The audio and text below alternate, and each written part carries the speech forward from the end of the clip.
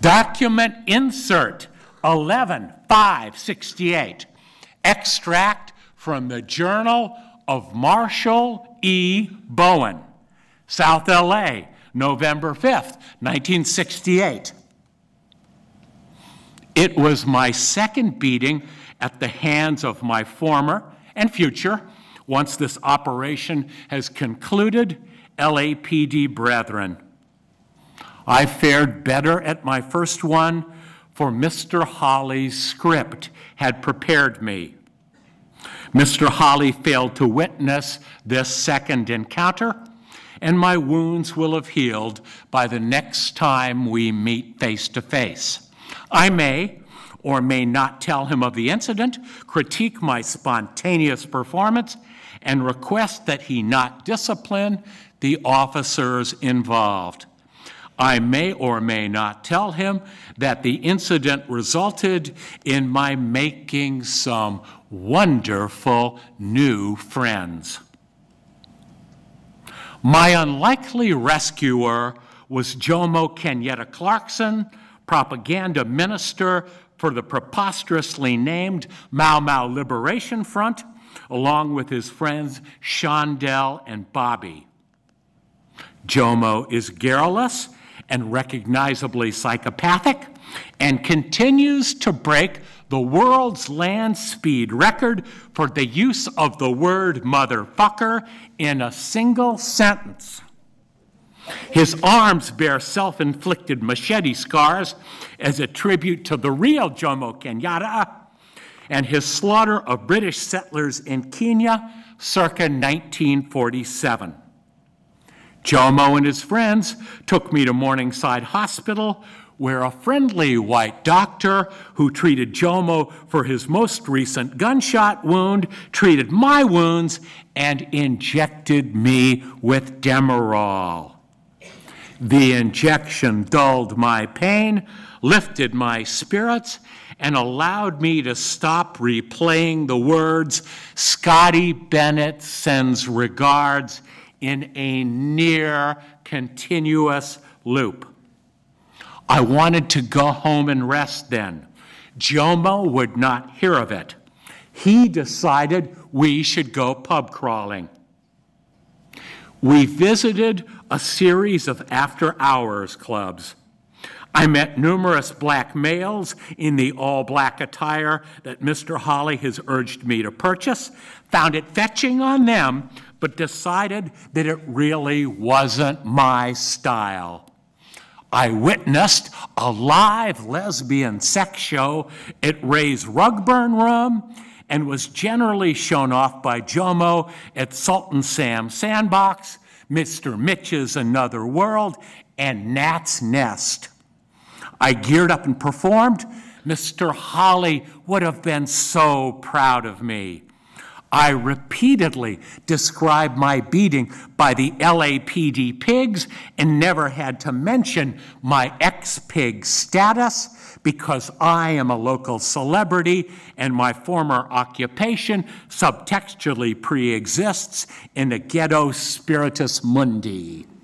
I kept saying ridiculous things like, "Tell it like it is," and "Right on, brother," and never once burst out laughing. The rest of the night, following day and night are blurry.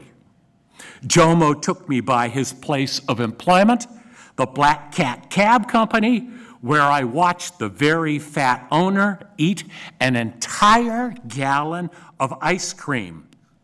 I started to fall asleep at one point. Jomo force-fed me several spoonfuls of cocaine, which got me talking. It felt like an out-of-body experience spawned by alcohol, drugs, sustained shock, and many weeks of barely controlled stress, excitement, and wonderment, all filtered through what Mr. Holly has described as my innate actor's instinct and flair.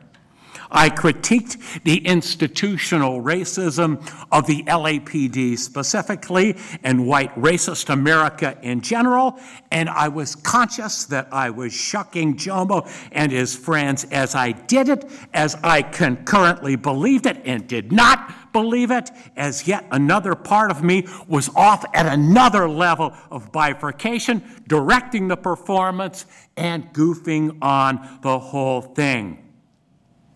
I can't recall exactly what I said, but I do know that I was speaking at the limits of my mental capacity and powers of articulation. In retrospect, it felt like demagoguery, social analysis, and apostolic fervor all rolled into one. And the amazing thing to me that Mr. Hawley would not find amazing at all is that I don't know whether or not I believe a word of it. Black Cat Cab was followed by a visit to Jomo's crib on East 89th Street. Many people, all black, were there. I heard 6 dozen hate the fucking LAPD pigs stories, told that many myself, and met 2 men whose armed robber brothers were shot and killed by King Pig, Scotty Bennett. Jomo tried to pass off a shapely toffee-colored girl with a tinted afro on me, but I excused myself with something about my main bitch. Jomo ensconced me in a room festooned with revolutionary wall posters and filled with stacks of fatuous polemics, and I fell asleep for a very, very long time. My dreams were my standard ones and easily explained, given my life's overweening fixation.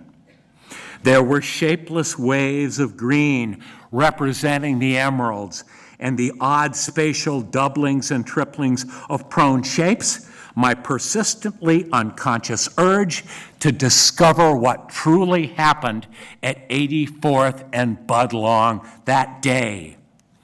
At one point, I thought I saw a white woman with dark gray streaked hair looking in on me, but it was just a wisp. 24 people were sitting in Jomo's living room when I stumbled out however many hours later. They gave me a standing ovation. It was a superlative reward for my performance. I have moved to a dingy crib on the Watts border. I've started spending time at Black Cat Cab. My MMLF and or BTA recruitment is imminent, but I am not rushing into anything. I want this performance to last. It's my circuit back to February 24th, 1964. Every disenfranchised part of me knows this to be true.